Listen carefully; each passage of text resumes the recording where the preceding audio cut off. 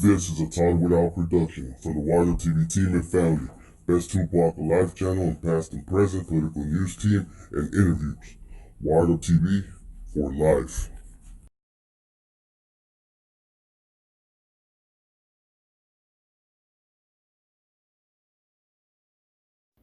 How's it going, my people? This is your boy Wired Up, and welcome to another episode of Wired Up TV.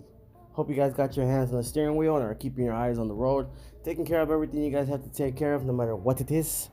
Handle it. Now, big shout out to Todd Without for this info. Now, I know a lot of you guys know that the Outlaw. Well, maybe a lot of you guys know, but some of you guys don't. So let's start with the minor details first. Now, for you guys that don't know, I repeat, for you guys that do not know, the Outlaws, the Outlaw Immortals, Tupac's group, was based on America's enemies, basically a dictator.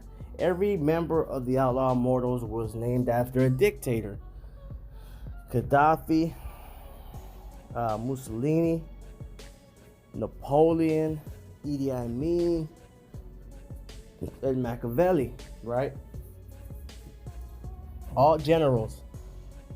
Now, a lot of you guys didn't know that, and it surprised me, right? Because I thought that is something that a lot of you guys would know. But I've gotten this question a couple of times on the emails, some on the comments, and it amazes you. So this is a fun Tupac fact, okay? But there's something even more interesting, okay, than this. Yes, we know that we're named after soldiers, okay, after men that America typically would not get along with or like, right? Mussolini was a fascist. I'm surprised he didn't name anybody Hitler. You know what I'm saying? Maybe that was too raw, but who knows? You know what I'm saying? But anyways, there's something interesting about this, all right? Let me read this real quick first. Well, I guess let me tell you, okay? The interesting thing about this is that every single one of these individuals took power during political unrest by a co-op operation. They took power when there was political unrest, and they took it by co-op operation. That is something every single one of these men have in common. Now, I'm pretty sure Tupac knew this, because I don't think it's just a coincidence, man. Every single one of them. And another thing, every single one of them gained power by overthrowing their government during a revolt. Let me tell you that again. Every single one of these gentlemen gained their power by overthrowing their government during a revolt. Very interesting, okay? Now let me read you this real quick, all right? In 1971, Amin, greeted by cheering crowds, seized power in the country of Uganda, okay? So Idi Amin, right? Uganda in a military co-op and became a military dictator. He seized power in a military co-op from the previous ruler of Uganda, Prime Minister Milton Obote. Within a week, he declared himself president of Uganda.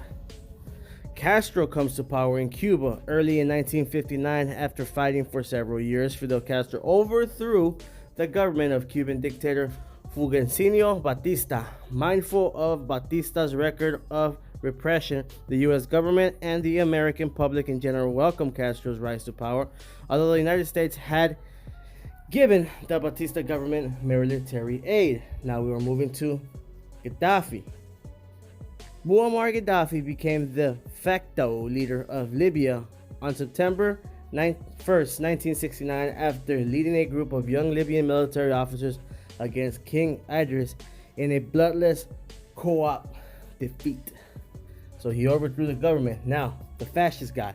Benito Mussolini came to power by forming the Fascist Party in 1919. Italy was in a state of unrest, and the fascist party began gaining support on a national level. By 1922, the country's chaos continued, and Mussolini and his fascist party gathered and traveled to Rome. Now, every single one of these men overthrew their government. They weren't in power. There was another government before them, and they overthrew them, okay? During either a weak moment, during either a country's change, you know what I'm saying? During whatever, okay? During whatever, all right? During whatever, guys. But they all have the exact same thing in common, okay? They all overthrew their government, and they all were, per se, not too liked by the American public. Castro was at the beginning, but you know, for anybody that has been living under a rock for the last 100 years, 50, 60 years, America hates the living hell out of Fidel Castro, okay? For one reason or another, mainly because the way he runs his government, another because he won't cooperate with a lot of what America wants him to cooperate, you know, the laws and things like that. And there's other stuff that I'm pretty sure I'm not touching on, that there's reasons why America doesn't like Castro. But did Pac know this? You know what I'm saying? Did Pac know this when he named him? Pac is a very intelligent man. We all know he reads books. He read hundreds of books. You know, he was all into wanting to read what the president reads. He was big on that. I want to read what the president reads. I want to read what the president reads. I want to read what Clinton reads. You know what I'm saying? Binds of a president and all this stuff. I mean, we know this. Now, we all know each single one of these men, okay, took power during a state of unrest, okay? Unrest, political unrest. What does that mean, Wired Up? It simply means that the country was disgusted by what was going on, didn't like who was in power at the time. Either there was the economical state of the country was bad, either, you know what I'm saying, that there was no jobs, which I guess, you know, categorizes as economical state, but basically a disgust of what was going on at the time, right? Like a lot of people are unrested right now with President Trump's racism and then all kinds of other stuff. You know what I'm saying? The time that Hitler gained power, they were disgusted and unrested because they had lost the prior war they had to give up. So that's how these men take power, right? And every single one of these men that Pac named his homies after took power like that. Now, Hussein Fatal, Saddam Hussein, right?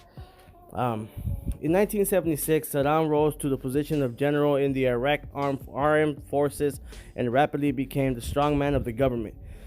He was a de facto leader of Iraq some years before. He normally came to power in 1979. He slowly began to consolidate his power over Iraq's government and the Ba'ath Party. Napoleon Bonaparte came into power in France due to military success in Italy, as well as his attack on the French revolutionary government while it was under assault by a Persian mob. On November 9th and 10th, 1799, he was put into power with two other consuls, Sayes and Ducos. Now,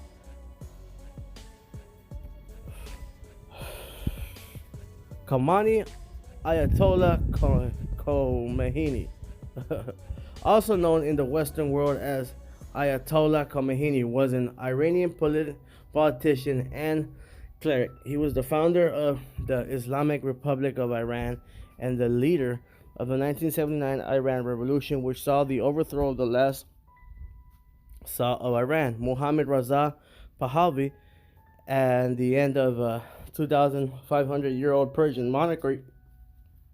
Following the revolution, Khomeini became the country's supreme leader, a position created in the Constitution of the Islamic Republic. Okay. Every single one of these guys, you know, if you read up on this, most of these men, you know, that have been in power in time, including Hitler, Napoleon, you know, the fascist guy, Mussolini, And the list goes on. Okay? A lot of these guys came to power under a state of disgust. Okay? Under a state of anguish. That is how you do it. For example, for those that aren't really comprehending what I'm saying, you ever had a friend, right? The player that told, that has ever told you, look, man, the best way to get chicks is on the rebound, right? You hear this a lot, on the rebound. After they break up, when they're in a state of sadness, anguish, desperate, depression, wanting to do whatever it takes as fast as it takes to get rid of what they're feeling. Same thing goes for the governments. Same thing. These people, during these times, were desperate for a new leader to come and save them and show them a new way. Okay? And most of these leaders lied. Not all the things they said were lies, but a lot of these leaders, most of the things they said were lies. Okay? And most of them, it didn't go well. But this is what we mean by every single outlaw that was named by Pac took power during a bad state of government, right? And they overthrew government. Did Tupac know this? That is a question that I want to ask y'all. This is a very intellectual move from somebody that came out of the ghetto, man. Somebody that was around drug dealers, prostitutes, pimps. To know so much, to know this, man. To sit down and read a book, to sit down and do his history before he names his group. He sits down and makes sure they all correspond with each other in a proper way, even in the way they all acted during their time of life. That's deep, man. What do you guys think? Okay? In my opinion, of course, Pac knew. Of course, it's Tupac. He read a lot of books. Okay? He told y'all that. But there's a lot of people that never knew this. I've never heard anybody talk about this. Never heard anybody ever